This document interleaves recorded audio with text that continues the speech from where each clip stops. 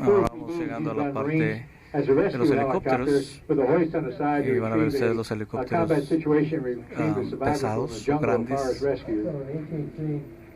Without the pontoons used in Jolly Green Giant rescue activities in Vietnam. And that's how a lot of our airmen came back alive from that war. Next on your left, you have the Kawasaki 821 with double rotors. This is a very good troop train. Ahora aquí tenemos uno de los Sikorsky C-54A. Es utilizado, mejor conocido como el Skytrain. Está utilizado para levantar cargas muy pesadas y se ha venido usando desde 1966 hasta hoy en la fecha. Miren la magnitud y el tamaño del helicóptero, increíble. Se le conoce como la grúa aérea que levanta cargas muy pesadas.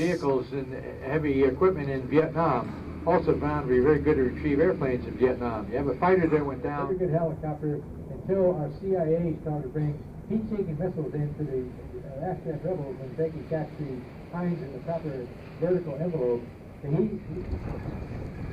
Coming up on your left now, we have a ground-launched cruise missile with the launching vehicles and supportive vehicles on the left-hand side there.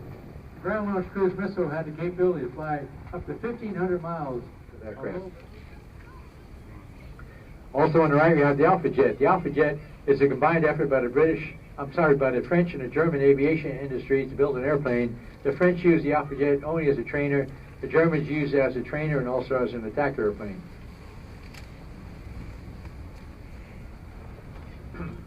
On the right now, we have the best aircraft in the Korean War, the F-86 Sabre Jet. The Sabre Jet had a combat record of 9-1 before the Korean War was over, so it never did make it to Korea, but it's a good interceptor after that, starting on coast. A great airplane from that Korean time frame. Fue un avión increíble de la Over to your left now, we have a Jaguar. Jaguar is an aircraft used by both the British and the French. The French use this in the Sahara Desert and areas in North Africa in combat over there. And the British also in the French. The optimum release point also the crosswind correction. So if you had to hit a truck, a bulldozer, or a tank, or a gun under a tree in Laos, Vietnam, your A-7 was the best bet. Over to right now, we have F-84s. F-84C model was used in the Korean War. Model with swept-back wings with such an improvement in performance, it became the first swept-back jet used by the Air Force Thunderbirds in a demonstration team. And that's why we have the Thunderbirds. Over to the right now, we have an F-80, also called a P-80 Shooting Star. This aircraft was designed during World War II, but not operational until the Korean War. And the Korean War was the time period when the fighters would change from P for pursuit to F for fighters, so they changed the letter in front of them during that time period. So this aircraft, white and blue Fugger, this is a French trainer aircraft sold by the French to many of the French allies throughout the world, and it's very good for training their new pilots. But the delta-wing aircraft very good. And you do know one pilot that did fly that. Our ex-president George W. Bush was an F-102 pilot. They also have gun pits underneath the Havilland. It was built by the British, but used more often by the Australians. The Australians like this aircraft in the close air support role for their light, low-threat environments against some of the wars they had in Malaysia and other places. Back to your left now, the F-101 Voodoo, the camera version, the RF-101. This one was used, this type used in the Cuban Missile Crisis, taking pictures of Russian missiles being installed in Cuba. A few hours after those pictures were taken, those pictures on the White House briefing room table. Very good in that Cuban missile involvement. And also, years later, also taking pictures of targets in North Vietnam. You see trainer version of the F-80 we talked about, and this would be the second half of pilot training, teaching pilots how to fly a single-engine fighter, not supersonic, but then a very good aircraft, up until the time T-38 came along, and that would be the first wings, set several speed altitude, time to climb records, used as intercepted by the German Air Force and also by our Air Force in Vietnam. The first of our Mach 2 airplanes. Right.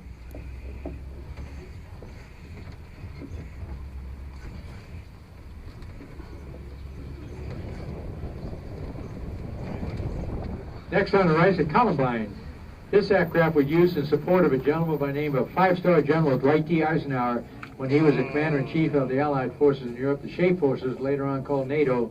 So he was, in fact, the first NATO commander, five-star General Eisenhower. Later on, he became known as President Eisenhower, and he got a second VC-121 in his first term in office as president, and he got reelected to be a president a second time Got a third VC-1 used by Eisenhower to take them from the White House out to the military airports in Washington, D.C. Now 607 on the right, this aircraft was used by the Navy as a logistic aircraft, moving personnel and equipment from Navy land bases, other Navy land bases, and called the C-9B by the Navy. Then the Air Force would have the same airplane, and the Air Force would call it a DC-9, and the Air Force version would be a medevac airplane, moving medical patients, medical equipment, medical personnel from field hospital back and forth to the main hospital as necessary. Next on the right is the VC-137, a spare aircraft in the VIP pool in Washington, D.C., the Air Wing in Washington, D.C., carrying the President and VIPs around. This was a spare. It could be used by the President in emergency, but generally was used for the Vice President and other people. In addition to being a spare in that VIP business over there in Washington, D.C., it had two memorable missions. One was to go to Germany, pick up the members of the U.S. Embassy in Iran, held captive by the Iranian governments and students for 444 days.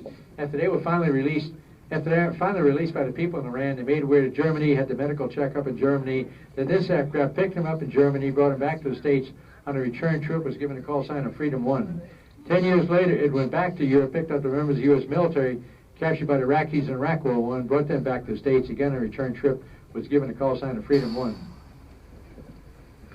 Oh, to your left now we have the Dreamliner, a 787. This is the latest of the Boeing. Es uno de los dos aviones del Dreamliner que se utilizaron para hacer las pruebas por la FAA y poder certificarlos para cargar pasajeros.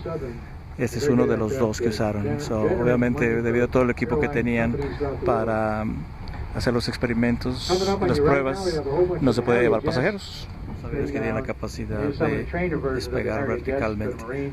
And here's the combat version for the Marines, number 14 on the nose. Again, they can operate over a small piece of land without a runway, and therefore can be very effective in defending Marine infantry, which is their main job. Also, number 4 on the nose is the Banshee, another aircraft from the Korean War. The Banshee, very good in the second part of the Korean conflict, and after the Korean War became a very good number 1 aircraft for the Marines in the many years after the Korean conflict. Also, number 13 on the nose, the TF-10 on the right. This aircraft are very good at night in the Korean conflict, shooting down quite a few North Korean aircraft at night.